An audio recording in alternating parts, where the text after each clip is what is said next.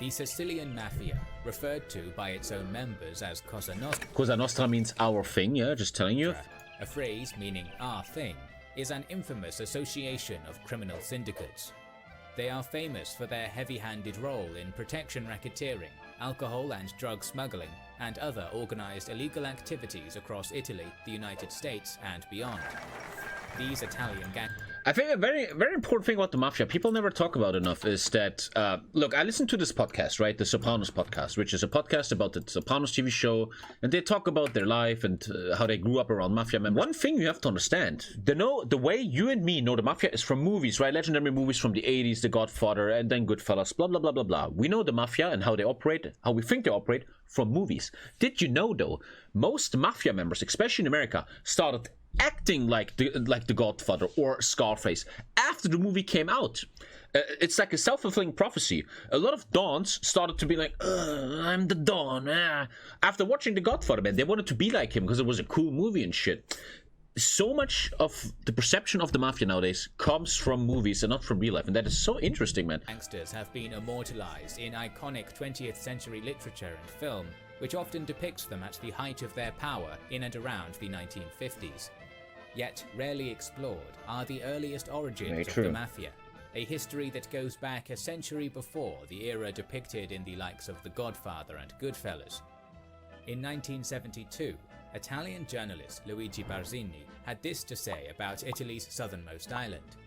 The reason why Sicily is ungovernable is that the inhabitants have long ago learned to distrust and neutralize all written laws, and to govern themselves in their own rough, homemade fashion, as if official institutions did not exist.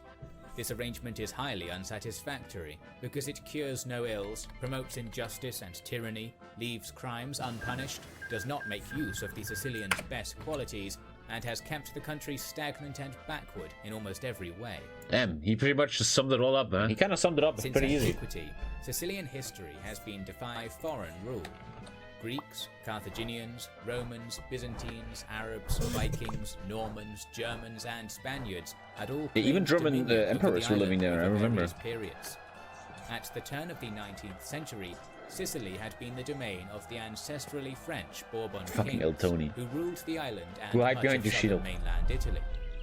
Most of Sicily's previous dynasties had practiced a form of feudal rulership, and the Bourbons were no exception. Under their rule, Sicilian land was exclusively in the hands of either the Catholic Church or feudal barons, who held vast estates and made up a tiny percentage of the population. However, by the year 1812, this had begun to change. Primogeniture, the law by which a noble's domain is passed down to his firstborn son, I know that from abolished, fucking Crusader and Kings. The barons of Sicily began gradually selling off parcels of their land to the peasantry. Soon, over 1/5 of Sicilian land was made up of these small holdings of private citizens. This slow shift from feudalism to capitalism was sped up exponentially in the year I really want to play stuff Italy in Victoria, man. Italian general I'm just kind of waiting for the next Victoria patch until I return. A volunteer force of 1,000 men into Sicily, waging a bloody war of liberation that 1,000 men were resulted in enough, the man, island's to fuck annexation that whole island into up. the nascent kingdom of Italy. Disdainful of the old world order, the Italian kingdom wished to form itself on the model of a modern nation-state. As such, the bulk of the land that remained in the possession of the church or the nobility was seized and distributed among the peasantry. This was a colossal societal shift. Prior to Italy's modernization, most barons with vast feudal landholdings had the resources and manpower to ensure their properties remained protected. The same was true for the immensely Bannerlord was cancelled. Nobody subbed for that. Clergy. However, this was not the case for peasant-owned smaller Thank you for Tamachi. Thank you. Of Sicilian land. Thank you, man. Many Sicilians would resist the imposition of Italian rule and Italian laws, and take arms in the form of populist uprisings that raged from 1860 all the way to 1876. The violent upheaval born of this fighting further destabilized the region, and the poverty caused by the war drove many desperate and starving peasants to steal from Sicily's many new landowners. Unlike the old feudal barons who bought their own protection, These small landowning citizens were dependent on federal soldiers They sell a and barbershop in policemen to Docktide. safeguard their property. I like my character though. Neither Looks of good. which were able to effectively monitor private plots in the face of widespread political unrest across the island. The situation was grim, for the Italian government had distributed land to tens of thousands of middle-class peasants, but left them helpless when it came to actually protecting it. Oh. To any man with a nose for business and a constitution for violence, One sec. Blah blah blah blah. Everything's going well.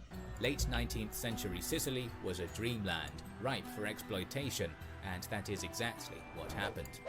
In lieu of any presence of law enforcement, the island's landowners were forced to turn to private thugs to protect their property. These loose gangs of hired gunmen soon realized they were the first only real mafia, authority in the region, kind and of began taking advantage of the situation, I'm steep map for turning more down. against the very people they were meant to protect, and many local farmers into their clientele. This is kind of under threat Redux. Violence. Landowners no longer had a choice in whether or not they would hire these contractors. Either they paid out a handsome So it's so sum interesting in for human history how protection everything of that their happens estate, in the world or they always would has suffer dire meaning and and comes from violent something. consequences. There's so many butterflies effect. Anton Nothing Funk, happens an for no reason. anthropologist who studied the gangs of Italy, defined the central characteristic of mafia as the private use of unlicensed violence as a means of control in the public arena. And from the 1860s onward, this phenomenon would be the principal method by which the Sicilian people were ruled. Due to the inherently clandestine nature of organized crime, the scope and influence of the various factions of Cosa Nostra are hard to quantify. It is safe to say that by 1865, they had accumulated vast sway in Sicily, controlling much of its farms and ranches, especially in the western regions surrounding Palermo. I mean, even nowadays there's often scandals about the Serie A, the football league of Italy, being full of corruption, man.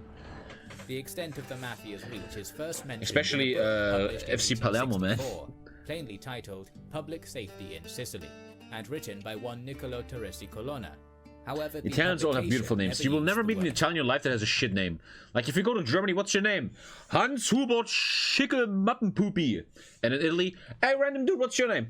Andrea Di Coco de los Santos Maria Jolinia. And you're like, oh shit, can I suck your dick, please? That sounds great. mafia Like, French people, Spanish people, Italians, they all instead just sound referring fucking to amazing, a dude. Sect of thieves that had ties across the whole island. Back in Sicily. Colonna was an Italian patriot and a staunch unionist, the kind of man who brought with him the law and order that criminals reviled. He had narrowly survived an assassination attempt a year earlier, when 5 armed hitmen had tried to gun him down with muskets while he travelled down a rural road outside Palermo by carriage. Luckily, his guards managed to fend off the attackers with their pistols, causing them to flee. You mentioned guards that actually protect you, man.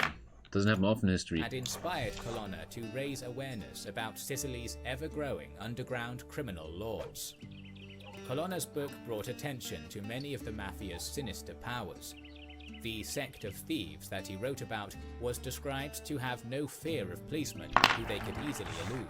They had no trepidation for the courts either, due to their ability to pressure any witnesses into Thank you, Dave silence. Gamer. Colonna's Kiss you on the cheek, testimony man. grows even more morbid. Surprise as he kid on the claimed nose. that any civilian caught approaching a military policeman would be caught and executed.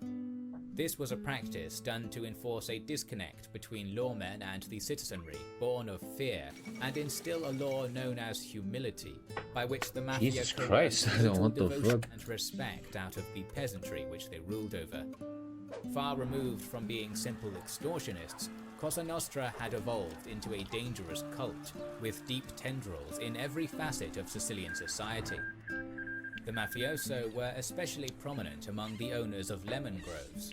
What? Jesus, I never heard of this stuff before. Sweden joins Reichspact. Introduced by the Arabs in the 9th century, lemons had quickly become a valued Sicilian export, and by the 19th century was the island's most lucrative cash crop. By 1855, over 2.5 I actually feel anxiety meeting the police in the streets. What, you do? I don't. If I see... I mean, I'm a guy, I like the police, and I'm pro-police, and when I see policemen, I just want to show them respect and be like, I respect your authority. I'm like, well, in the Balkan, you probably should be afraid of policemen. If I'm like in Thailand or Argentina, I would be afraid of the police. But in Germany, I just show respect, man. Like, a policeman comes to me and I'm like, but when you get older, like nowadays when like the police stops my car and stuff, I'm not like, you know, when I was 18, I'm like, oh God, hello sir, how can I help you? Oh God, I don't want to go in trouble. And now it's like, hey, what's up? How can I help you? You know, because, you know, man, I didn't do anything. Also, I'm white, so we're not in America where I think if you're probably, for example, if you're black in America and a policeman stops you, you're sure. I think I'd be probably very scared seeing what they fucking do to you sometimes. Like if you get to the wrong policeman, dude, and he's a little bit and fucking just kills you and shit. But in Germany, as a white man, bro, police is your friend, man. You know. But the police in Germany is a bit racist. I just thought about this yesterday. I remember this. I knew some policemen, or I knew people that know policemen. For example, the woman that cleans my teeth, her husband is a policeman.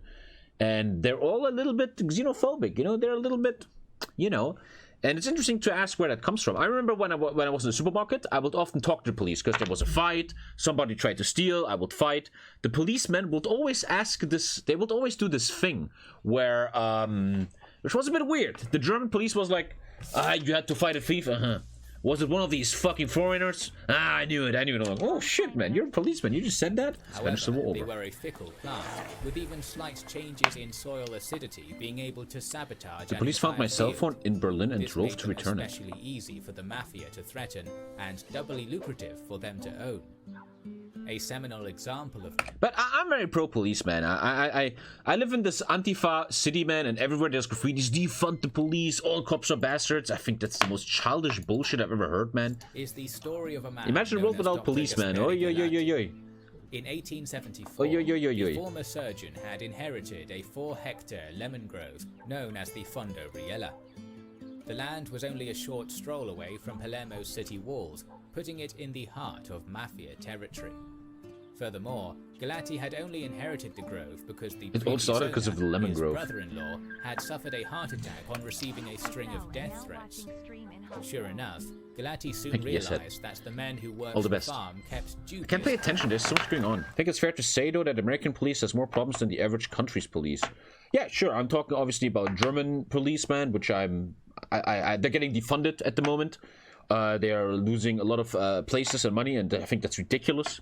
But yeah, in America, that's a very different thing. But still, I still would think, if I was an American, dude, just because one guy kills a black guy, which is an atrocity, which is obviously, undeniably a fucked up thing. No one even talks about that.